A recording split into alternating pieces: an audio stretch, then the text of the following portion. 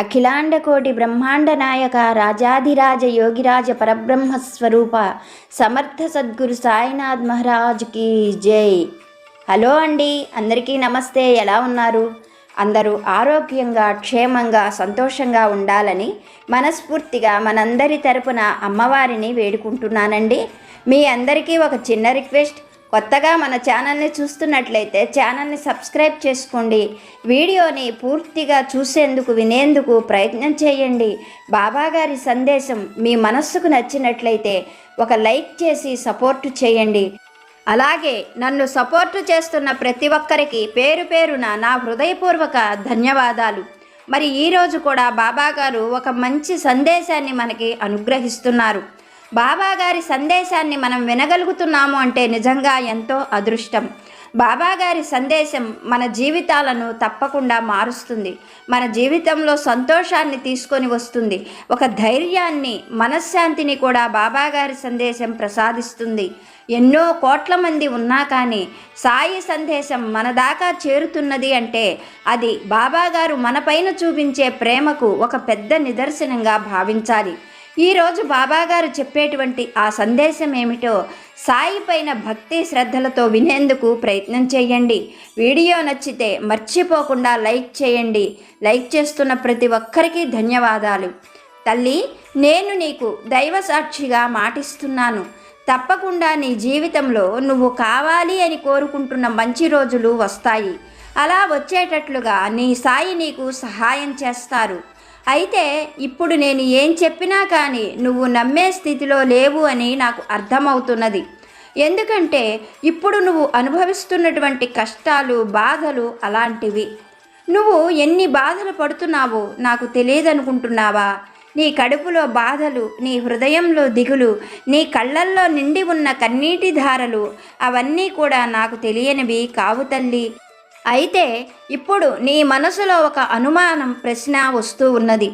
బాబా, నా తండ్రి, నేను ఇన్ని కష్టాలలో కొట్టుమిట్టాడుతుంటే నువ్వు నాకు సహాయం చేయడం లేదు కదా. నా కన్నీరు తుడిచేవారే లేరు. నా అనుకుంటున్న వారే నన్ను ఎంతగానో అవమానిస్తున్నారు. నాకు మీరు ఎందుకు సహాయం చేయడం లేదు బాబా? నేను మీ సహాయం కోసం ఎంతో ఆశతో ఎదురు చూస్తున్నాను. కానీ మీరు కూడా నన్ను పట్టించుకోవడం లేదు బాబా. మీ సహాయం కోసం ఎంతో ఆశతో ఎన్నో రోజుల తరబడి ఎదురు చూస్తున్నాను. కేవలం మీపైన నమ్మకంతో, ఓర్పుతోటి, అన్నింటికీ మించి నా సాయి నాకు సహాయం చేస్తారు అన్న ఆశతో మిమ్మల్ని నమ్ముకొని మీ సహాయం కోసం ఎదురు చూస్తున్నాను. బాబా, నాకు అసలు నిజంగా మంచి రోజులు వస్తాయా? నేను అనుకుంటున్నట్లుగా నా కుటుంబంతో సంతోషంగా ఉండగలనా? నేను ఏమీ అత్యాశ కోరికలు కోరుకోవడం లేదు కదా. మరి నాపై ఎప్పుడు తమరు దయ చూపిస్తారు సాయి అని నీ మనసులో పదే పదే అడిగే ప్రశ్నకు నీ బాబా సమాధానం కూడా విను. నేను నీకు నిజమే చెబుతున్నాను. నీ కల తప్పకుండా ఫలించి తీరుతుంది. నీకు మంచి రోజులు వస్తాయి. నీ ప్రతి పని విషయంలోనూ నేను నీకు తోడుగా ఉంటాను. చాలా తొందరలోనే నీ జీవితంలో నువ్వు అడిగేటువంటి మంచి మార్పు వస్తుంది. నీ సాయి నిన్ను ఎన్నడూ మోసం చెయ్యరు అని నువ్వు గట్టిగా నమ్మితే చాలు. అవన్నీ కూడా నేను జరిపించి తీరుతాను అని బాబాగారు ఒక మంచి సందేశాన్ని ఈ గురువారం నాడు మనకి అనుగ్రహించారు. మనకు బాబాగారు చెప్పినట్లుగా సాయి పైన నమ్మకంతో ఉండాలి. కానీ మన పరిస్థితులు బాగోనప్పుడు మనం ఎంత నమ్మకంతో ఉందాము అని అనుకున్నా కూడా ఆ నమ్మకం అనేది నిలబడదు. అలా నమ్మకంతో ఉన్నటువంటి వారిని బాబాగారు ఎప్పుడూ కూడా చెయ్యి విడిచిపెట్టను అని మనకు ఈరోజు బాబాగారు మంచి సందేశాన్ని అనుగ్రహించారు. ఎన్ని కష్టాలు వచ్చినా, ఎన్ని బాధలు వచ్చినా బాబాగారి పైన నమ్మకంతో ఉండడం అనేది మాట చెప్పినంత సులభమైన విషయం కాదు. మరి బాబాగారి పైన నమ్మకంతో ఉన్నవారికి బాబాగారు ఇచ్చేటువంటి గొప్ప కానుక ఎలా ఉంటుందో ఈ చిన్న కథ రూపంలో బాబాగారి అనుగ్రహంతో తెలుసుకోవడానికి ప్రయత్నం చేద్దాము. పూర్వం ఒకప్పుడు ఒక గ్రామంలో ఒక రైతు కుటుంబం ఉండేది. వాళ్ళు గొప్ప ధనవంతులు కాకపోయినా ఉన్నంతలో, కలిగినంతలో వారికి ఏ కొరత లేకుండా సంతోషమైన జీవితం గడుపుతూ ఉండేవారు. రైతుకు భార్య, 2 ఆడపిల్లలు ఉండేవాళ్ళు. ఆ ఆడపిల్లలంటే రైతుకు ఎంతో ప్రాణం. ఆడపిల్లల్ని పంచ ప్రాణాలుగా భావించేవాడు. రైతు పెద్ద కూతురి పేరు కామాక్షి, రెండో కూతురి పేరు అన్నపూర్ణ. వాళ్ళని అంత గారాబంగా పెంచుకుంటూ ఉండగా ఊహించని విధంగా రైతు భార్య ఆ పిల్లలు పెళ్ళీడు వయస్సు వచ్చే నాటికి చనిపోయింది. రైతు ఎంతగానో దుఃఖపడ్డాడు. అయితే రైతు తన బిడ్డలు తన ఇంట్లో కన్నా కూడా అత్తగారింట్లో ఎంతగానో సుఖపడాలి అని భావించేవాడు. అందుకుగాను పగలు రాత్రి అనే తేడా లేకుండా రైతు బతికున్నంతకాలం అతని భార్య కూడా ఎన్నో కష్టనష్టాలకు ఓర్చి వారికి వివాహం చేయడం కోసం కొంత ధనాన్ని దాచి ఉంచారు. ఇలా కాలం జరుగుతూ ఉండగా రైతు అనుకున్నట్లుగానే ముందుగా తన పెద్ద కుమార్తె అయిన కామాక్షికి వివాహం చేయాలి అని నిర్ణయించుకున్నాడు. అతను అనుకున్నట్లుగానే అతనికి ఉన్నటువంటి పొలము, ఇల్లు, బంగారము అన్నీ కూడా ఆ ఊళ్ళో ఉన్న ఒక ధనవంతుడి వద్ద కుదవపెట్టాడు. ఆ ధనంతో రైతు పెద్ద కుమార్తె కోసం వివాహ ప్రయత్నాలు మొదలుపెట్టాడు. పెద్ద కూతురి అదృష్టం కలిసి వచ్చి ఆ ఊరికి 10 యోజనాల దూరంలో ఉన్న ఒక గొప్ప ధనవంతుల సంబంధం పెద్ద కూతురు కామాక్షికి వచ్చింది. ఆ సంబంధం వారు ఎంతో ధనవంతులు కావడం చేత రైతు మరొక ఆలోచన లేకుండా తాను దాచిన ధనమంతా కూడా వెచ్చించి తన స్థాయికి మించి రైతు పెద్ద కూతురు కామాక్షికి ఘనంగా వివాహం జరిపించాడు. అలా ఉన్నవారి సంబంధం కుదరడంతో కామాక్షి కూడా ఆ రోజు నుండే గొప్ప ధనవంతురాలిగా మారిపోయింది. కామాక్షి ఆ ఇంటికి వెళ్ళిన దగ్గర నుండి ఆ ధనవంతులకు కూడా బాగా ధనం కలిసి రావడం, వారు ఏ పని చేసినా కానీ ఎదురు లేకుండా ఉండడంతో ఆ చుట్టుపక్కల ఊళ్ళల్లో అన్నింటికంటే కూడా కామాక్షి కుటుంబమే గొప్ప ధనవంతుల కుటుంబంగా మారిపోయింది. ఇలా రైతు తాను అనుకున్నట్లుగా పెద్ద కూతురికి గొప్పగా వివాహం జరిపించాడు. కానీ ఆ తరువాత ఆ అప్పులు తీర్చడానికి రైతుకి శక్తి లేకుండా పోయింది. కొంతకాలం పాటు పంటలు పండలేదు.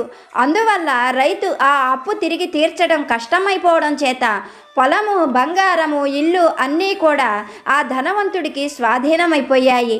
రైతు కటిక పేదవాడిగా మారిపోయాడు. పెద్ద కూతురు ధనవంతురాలైనప్పటికీ కూడా ఏ రోజున కూడా రైతు ఇంటికి రావడం కానీ అతని కష్ట నష్టాలు తెలుసుకోవడం కానీ అటువంటి ప్రయత్నాలు ఏవి కూడా కామాక్షి ఎప్పుడూ చేయలేదు. ఇలా ఉండగా రైతు తాను అనారోగ్య సమస్యలతో బాధపడుతూ ఉండడం వల్ల చిన్న కూతురు అన్నపూర్ణకు కూడా వివాహం చేస్తే తాను బ్రతికుండగానే ఆ అమ్మాయి కూడా ఒక ఇంటిదవుతుందని ఆలోచించాడు. ఇలా ఆలోచించుకున్నటువంటి రైతు అన్నపూర్ణకు వివాహం చేయడం కోసం తమ ఊరు నుండి 2 యోజనాల దూరంలో ఉన్న ఒక గ్రామానికి వెళ్ళాడు. ఆ గ్రామంలో చాలా పేదవాడైనటువంటి బైరాగి అనే యువకుడితో అన్నపూర్ణకు వివాహం చెయ్యాలి అనుకున్నాడు. బైరాగి పుట్టిన తరువాత కొన్ని సంవత్సరాలకే అతని తల్లి తండ్రి ఒకరి తర్వాత ఒకరు చనిపోయారు. అతను అనాథగానే పెరిగాడు. ఆ ఊళ్ళో వారు ఏ పని చెప్పినా కాదనకుండా ఒళ్ళు దాచుకోకుండా బైరాగి పనిచేస్తూ ఉండేవాడు. అతను పేదవాడే అయినా పనిమంతుడు కావడం చేత రైతు మరొక ఆలోచన లేకుండా అన్నపూర్ణను అతనికిచ్చి వివాహం చెయ్యాలి అనుకున్నాడు. కానీ బైరాగి ఉండేందుకు సరిగ్గా ఇల్లు కూడా లేదు. వాళ్ళ పెద్దవాళ్ళ నుండి వచ్చినటువంటి ఒక చిన్నపాటి పూరిపాక తప్ప బైరాగికి మరి ఏ ఆస్తి లేదు. అవన్నీ చూసినటువంటి రైతు బాగా ఆలోచించుకున్నాడు. తనకు అనారోగ్యము, ఆస్తిపాస్తులంటూ ఏమీ లేవు. ఇంకా ఈ సంబంధం కూడా పోతే గనక తన కూతురికి వివాహం చేయడం కుదరదు అని నిర్ణయించుకున్న రైతు ఒక మంచి శుభముహూర్తంలో ఆ ఊరి గుళ్ళోనే అన్నపూర్ణకు బైరాగికి ఉన్నంతలో వివాహం జరిపించాడు. వాళ్ళు వివాహం జరిగిన కొన్నాళ్లకే ఆ రైతు కూడా చనిపోయాడు. వివాహం జరిగిన నాటి నుండి అన్నపూర్ణ బైరాగితో కలిసి ఆ గుడిసెలోనే ఉంటూ అష్టకష్టాలు పడుతూ ఉండేది. వీళ్ళ కష్టాలకి తోడుగా వాళ్లకు 5గురు సంతానం కలిగింది. అన్నపూర్ణకు పిల్లలంటే ఎంతో ప్రాణం. అలా పిల్లలపైన మమకారంతో అన్నపూర్ణ 5గురి సంతానాన్ని కన్నది. ఆ పిల్లల్ని ఎలాగైనా సరే కష్టపడి పెంచి వారిని చదివించి గొప్పవాళ్ళని చెయ్యాలి అన్న ఉద్దేశంతో అడుక్కోనైనా సరే ఆ పిల్లల్ని పెంచుకోవాలి అని బైరాగి అన్నపూర్ణ నిర్ణయించుకున్నారు. ఉన్నంతలో ఒక్క పూటైనా సరే గంజినీళ్లు తాగుతూ సంతోషంగా ఉండేవాళ్ళు. అష్ట కష్టాలు పడుతున్న అన్నపూర్ణ ఏ రోజు వాటిని తలచుకొని బాధపడేది కాదు. అప్పుడప్పుడు అన్నపూర్ణ పిల్లలతోటి తమ అక్క కామాక్షి గురించి గొప్పగా చెప్పుకునేది. ఆ చుట్టుపక్కల ఉన్న ఊళ్ళన్నింటిలో కూడా కామాక్షి కుటుంబం గొప్ప ధనవంతుల కుటుంబం అని, వారు బాగా ఆస్తి కలిగిన వారని తన పిల్లలతో చెప్పేది.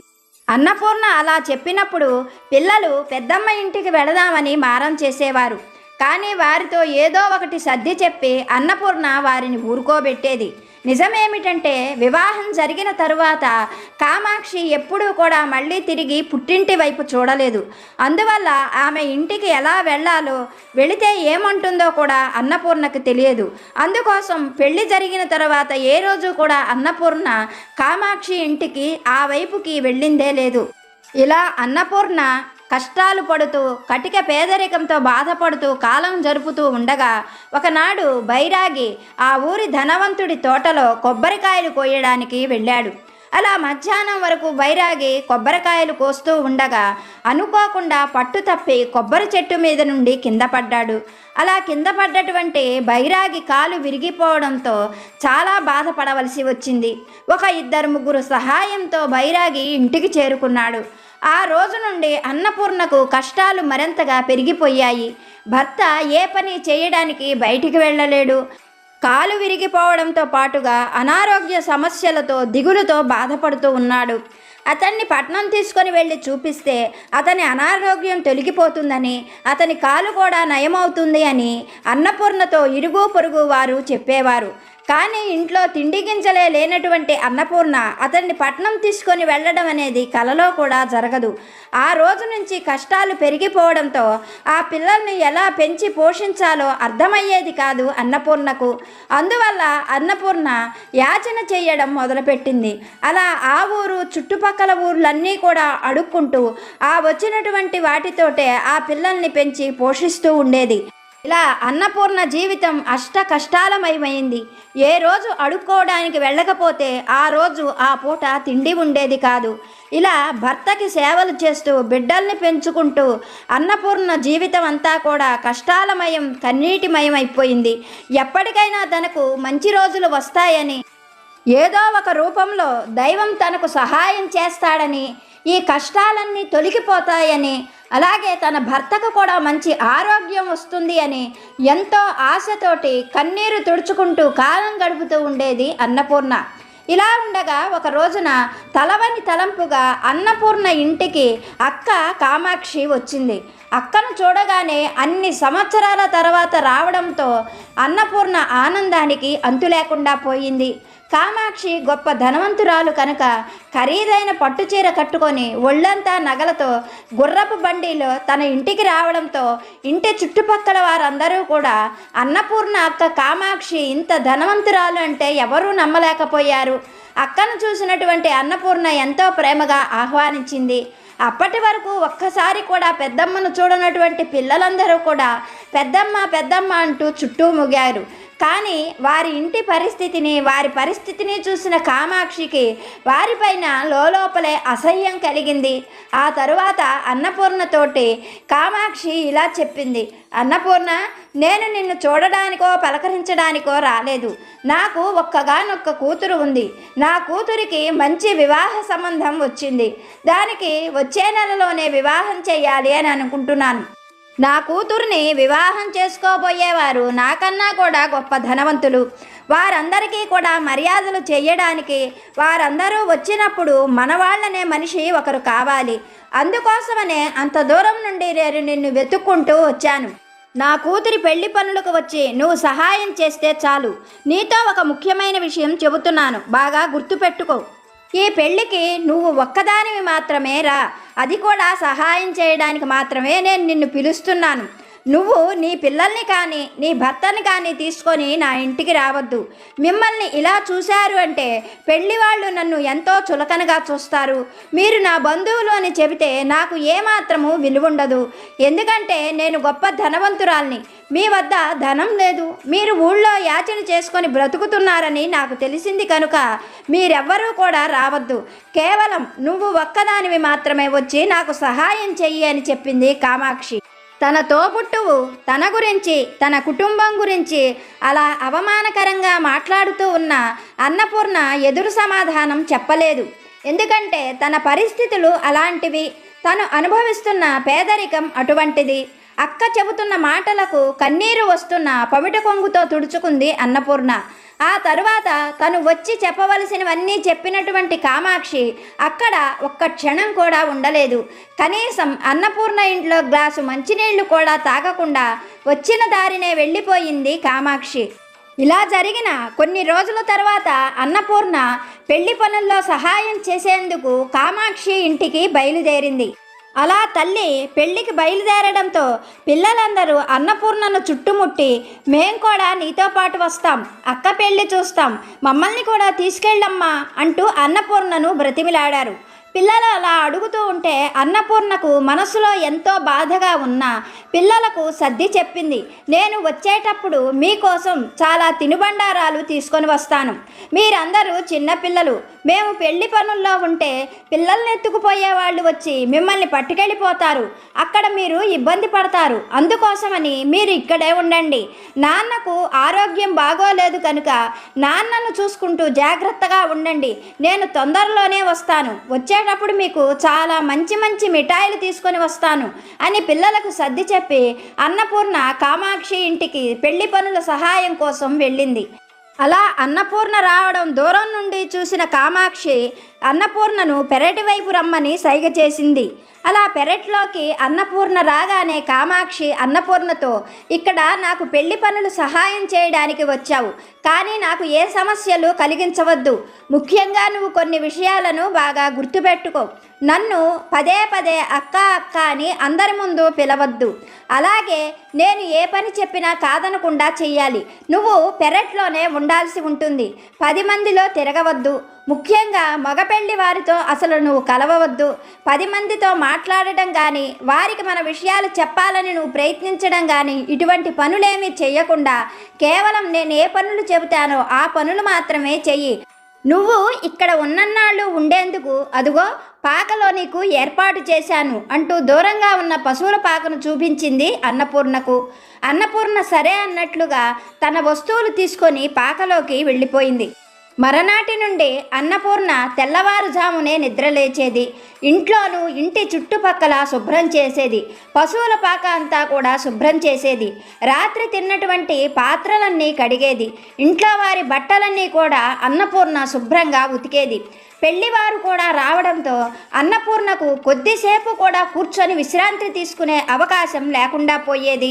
వారు తిన్నటువంటి పాత్రలు, వారి బట్టలు అన్నీ కూడా అన్నపూర్ణ ఏమాత్రం సిగ్గుపడకుండా అన్ని పనులు చేసేది.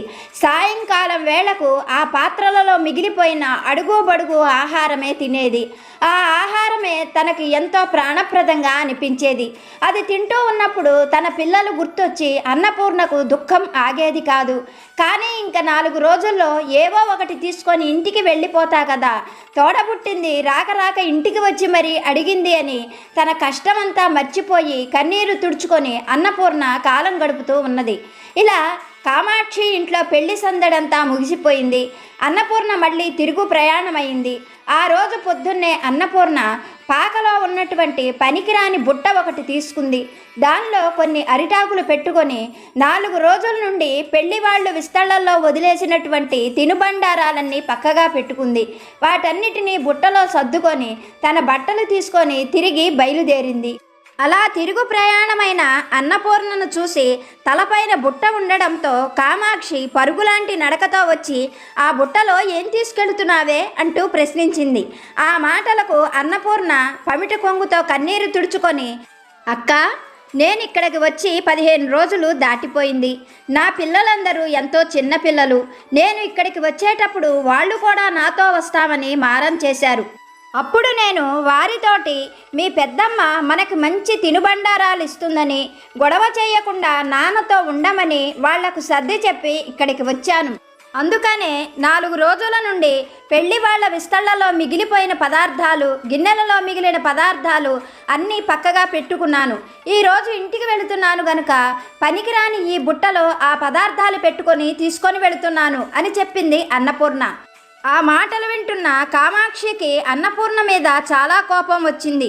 వెంటనే విసురుగా దగ్గరకు వచ్చి అన్నపూర్ణ తలపైన బుట్టను లాక్కొని, పదార్థాలు మిగిలిపోతే ఇలా వృధా చేసుకుంటామా, వాటిని కుడితి కుండలో వేస్తే పశువులు తిని పాలిస్తాయి అంటూ ఆ బుట్టలో ఉన్న పదార్థాలన్నీ పక్కనే ఉన్న కుడితి కుండలో వంపి ఆ బుట్టను విసురుగా పశువుల పాకలో పడేసి గబగబా లోపలికి వెళ్ళిపోయింది కామాక్షి. ఆ దృశ్యం చూసినటువంటి అన్నపూర్ణకు దుఃఖం ఆగలేదు. మరొక మాట మాట్లాడకుండా తను వచ్చిన దారినే ఇంటికి బయలుదేరింది. అలా దారిలో వస్తున్నటువంటి అన్నపూర్ణకు తన అక్క అడుగడుగునా చేసిన అవమానాలన్నీ తలుచుకొని విపరీతమైన దుఃఖం కలిగింది. అలా అన్నపూర్ణ ఏడుస్తూనే ప్రయాణం చేస్తూ ఉంది. మధ్యాహ్నం అయ్యేసరికి పొద్దుటి నుండి ఏమీ తినకపోవడం, ఎండ బాగా ఉండడం చేత అన్నపూర్ణకు కళ్ళు తిరిగినట్లుగా అనిపించింది. దగ్గరలో ఎక్కడైనా కూర్చునే అవకాశం ఉంటుందేమో అని చుట్టూ చూసింది. దూరంగా చెరువు కనిపించడంతో అన్నపూర్ణ ఎలాగోలాగు ఆ చెరువు దగ్గరకు వెళ్ళి కాళ్ళు చేతులు కడుక్కొని కడుపు నిండా ఆ చెరువు నీళ్లు తాగి ఆ పక్కనే ఉన్న చెట్టు కింద కూర్చుంది. తనకు జరిగినటువంటి అవమానాలన్నీ తలుచుకొని తనలో తానే బాధపడసాగింది. తన తండ్రి ఆస్తి మొత్తం అక్క పెళ్లికి ఖర్చు చేయడం, తనకు ఒక పేదవాణ్ణిచ్చి చేయడం, అతను కాళ్ళు పోగొట్టుకొని అనారోగ్యంతో బాధపడటం, చివరికి పిల్లలకి తిండి పెట్టలేక యాచన చేస్తూ బ్రతకడం, రాక రాక అక్క తన దగ్గరకు వచ్చి తనను మళ్ళీ తన ఇంటికి పిలిచి అవమానం చేయడం, ఇవన్నీ తలుచుకొని అన్నపూర్ణ తనలో తానే ఎంతగానో బాధపడ్డది. తనకు ఇంకా మంచి రోజులు వస్తాయి అన్న నమ్మకం పోవడంతో ప్రాణాలు తీసుకోవడం తప్ప తనకు వేరే మార్గం లేదని తనలో తనే గట్టిగా నిర్ణయించుకుంది. కానీ తను చనిపోతే తన పిల్లల్ని ఎవరు చూస్తారు, తల్లి లేని అనాథలైపోతారని భావించిన అన్నపూర్ణ తనతో పాటు తన పిల్లల్ని కూడా చంపేయాలి అని గట్టి నిర్ణయం చేసుకుంది. భగవంతుడా, నాకు బ్రతకడానికి దారి లేదు, నా పిల్లలకు తిండి పెట్టుకునే శక్తి కూడా లేదు, మాకు బ్రతకడానికి దారి లేకపోయినా చనిపోవడానికి దారి చూపించు అని తనలో తానే తన అవమానాన్ని దిగమింగుకుంటూ ఇంటి దారి పట్టింది అన్నపూర్ణ. అలా అన్నపూర్ణ నడిచి వస్తూ ఉండగా కాళ్లకు ఏదో మెత్తగా తగలడంతో కిందకు చూసింది. కాళ్ళ కింద చనిపోయి పడి ఉన్న పాము కనిపించింది. అది చూడగానే అన్నపూర్ణ మనసులో ఒక ఆలోచన మెదిలింది. వెంటనే మనసులోనే దైవాన్ని తలచుకుంటూ, తండ్రి, మాకు బ్రతకడానికి దారి లేదు, చనిపోవడానికి ఈ దారి చూపించావా అని మనసులోనే దైవానికి కృతజ్ఞతలు చెప్పుకుంటూ అన్నపూర్ణ ఆ పాముకి తలను తోకను కోసేసింది. తర్వాత ఆ పామును ముక్కలు ముక్కలుగా చేసుకొని సంచిలో వేసుకొని ఇంటికి చేరుకుంది. సాయంకాలం వేళకు తల్లి ఇంటికి రావడంతో పిల్లలు ఎంతో ఆనందంగా తల్లి దగ్గరకు చేరుకున్నారు. కొద్దిసేపటి తర్వాత పిల్లలందరూ అన్నపూర్ణను చూస్తూ చాలా గారంగా, అమ్మా, మా కోసం పెద్దమ్మ నీకేమిచ్చింది, మాకు తినడానికి ఏం తెచ్చావు అని అడిగారు. ఆ మాటలకు అన్నపూర్ణ లోపల దుఃఖాన్ని లోపలే అణుచుకుంటూ, మీ పెద్దమ్మ మీకోసం చేపలు ఇచ్చింది, మీరు కొద్దిసేపు బయట ఆడుకోండి, నేను వంట చేసి మిమ్మల్ని పిలుస్తాను అని చెప్పింది. తల్లి ఆలోచన తెలియని పిల్లలు సంతోషంగా బయటకు వెళ్ళిపోయారు. తరువాత అన్నపూర్ణ ఆ పాము ముక్కలన్నీ ఒక కుండలో వేసింది. దానిలో నీళ్లు పోసి దాన్ని పొయ్యి మీద పెట్టి భర్త బైరాగితో, మీరు ఈ కుండలో ముక్కలన్నీ అడుగు మాడకుండా కలుపుతూ ఉండండి, నేను పక్కింటికి వెళ్ళి కారం అడిగి తెస్తాను అని చెప్పి బయటికి నడిచింది. ఇంతలో భర్త బైరాగి ఆ కుండలో గరిట పెట్టి కలుపుతూ ఉండగా రాళ్ళు కదులుతున్న శబ్దం వినిపించింది. అతను అయోమయంగా చూస్తూ బయటికి వెళుతున్న అన్నపూర్ణను పెద్దగా కేక వేసి పిలిచాడు. ఏం జరిగిందో అని అన్నపూర్ణ పరుగులాంటి నడకతో లోపలికి వచ్చింది. బైరాగి ఆ కుండలో గరిటితో కలుపుతూ ఆ శబ్దం వినమని చెప్పాడు. ఆ శబ్దం విన్న అన్నపూర్ణ పక్కనున్న దీపాన్ని పెద్దది చేసి కుండలోకి చూసింది. ఆ కుండలో మిలమిలా మెరుస్తూ బంగారు కణికల్లాంటివి కనిపిస్తున్నాయి. అన్నపూర్ణ గరిటతో వాటిని పైకి తీసి చూడగానే అవి నిజంగానే బంగారు కణికలు. అవి చూసినటువంటి బైరాగికి అన్నపూర్ణకు ఆనందం తట్టుకోలేకపోయారు. అన్నపూర్ణ జరిగిన విషయమంతా కూడా పూసగుచ్చినట్లు బైరాగితో చెప్పింది. అటు తర్వాత ఆ భార్యాభర్త ఇద్దరూ ఒక మాట మాట్లాడుకొని ఆ కుండలో నుండి ఒక బంగారు కణికని తీసుకొని ఆ కుండకు వాసిన కట్టి దాన్ని అటక మీద ఉంచారు. ఆ ఊళ్ళో ఉన్నటువంటి శెట్టిగారి దగ్గరకు వెళ్ళి ఆ బంగారు కణికను అమ్మి ఆ వచ్చినటువంటి ధనంతో పిల్లలకు మంచి బట్టలు, వండుకోవడానికి పాత్రలు, కావలసిన పదార్థాలు అన్నీ కొనుక్కున్నారు.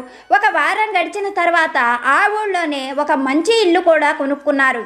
అలాగే అన్నపూర్ణ బైరాగిని పట్నం తీసుకొని వెళ్ళి వైద్యం కూడా చేయిస్తూ ఉంది. వారం 10 రోజుల్లోనే ఆ కుటుంబంలో వచ్చిన ఈ మార్పు ఊరంతా కూడా తెలిసిపోయింది. ఊళ్ళో వాళ్ళందరూ కూడా ఒకరితో ఒకరు మొన్న ఈ మధ్యనే వాళ్ళ అక్కగారింటికి వెళ్ళి వచ్చింది. ఆ అక్కగారు బాగా ధనవంతురాలు. చెల్లెలు బాగుపడటం కోసం ఆ అక్కగారు ఎంతో కొంత సహాయం చేసి ఉంటుంది. లేకపోతే ఉన్న పళంగా వీళ్ళకు డబ్బు ఎక్కడి నుంచి వస్తుంది అని ఊళ్ళో అందరూ కూడా మాట్లాడుకుంటూ ఉన్నారు. ఇలా అన్నపూర్ణ కుటుంబం సంతోషంగా ఉన్నది అన్న విషయం ఆ నోట వేరే ఊర్లో ఉన్నటువంటి కామాక్షికి కూడా తెలిసిపోయింది. ఆమెకు చెల్లెలు అలా బాగుండటం ఏమాత్రం నచ్చలేదు. అందుకని అప్పటికప్పుడే ఒక బండి మాట్లాడుకొని అన్నపూర్ణ ఉంటున్నటువంటి ఊరికి వచ్చి ఆ న్యాయాధికారికి అన్నపూర్ణ పైన ఫిర్యాదు చేసింది.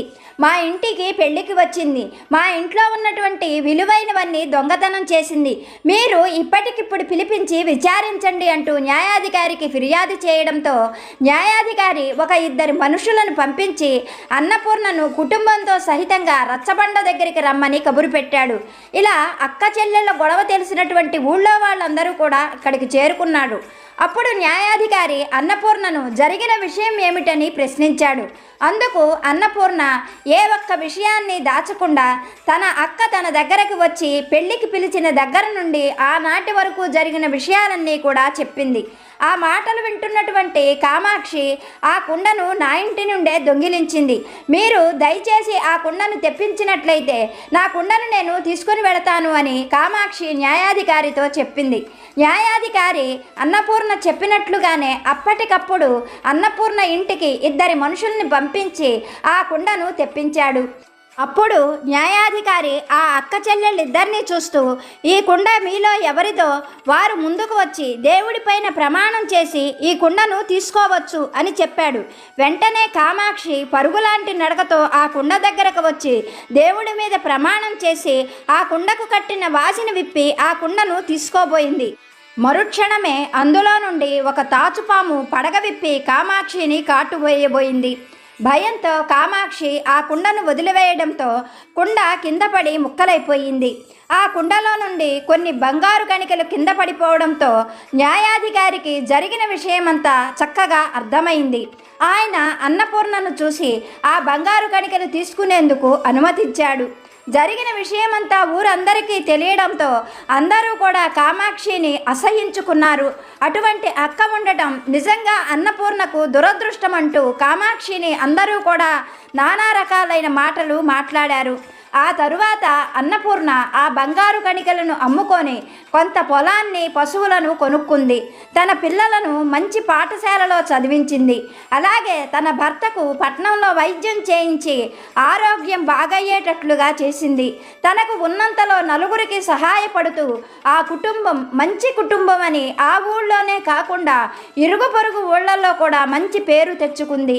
కామాక్షి మాత్రం తన ఈర్ష్యను, అసూయను ఏమాత్రం వదులుకోలేక ధనవంతురాలైనా కానీ నలుగురిలో అవమానాలు పడుతూ జీవించసాగింది. మనకు బాబాగారు చెప్పేటువంటి గొప్ప సందేశం ఇదే. నేను ఎప్పుడూ కూడా నిన్ను విడిచిపెట్టను, నీకు కూడా మంచి రోజులు వస్తాయి, నీ జీవితంలో కూడా ఖచ్చితంగా అద్భుతం జరుగుతుంది, నీ సాయి పైన నమ్మకంతో ఉండు అని బాబాగారు ఈ గురువారం రోజు ఒక మంచి సందేశాన్ని మనకి అనుగ్రహించారు.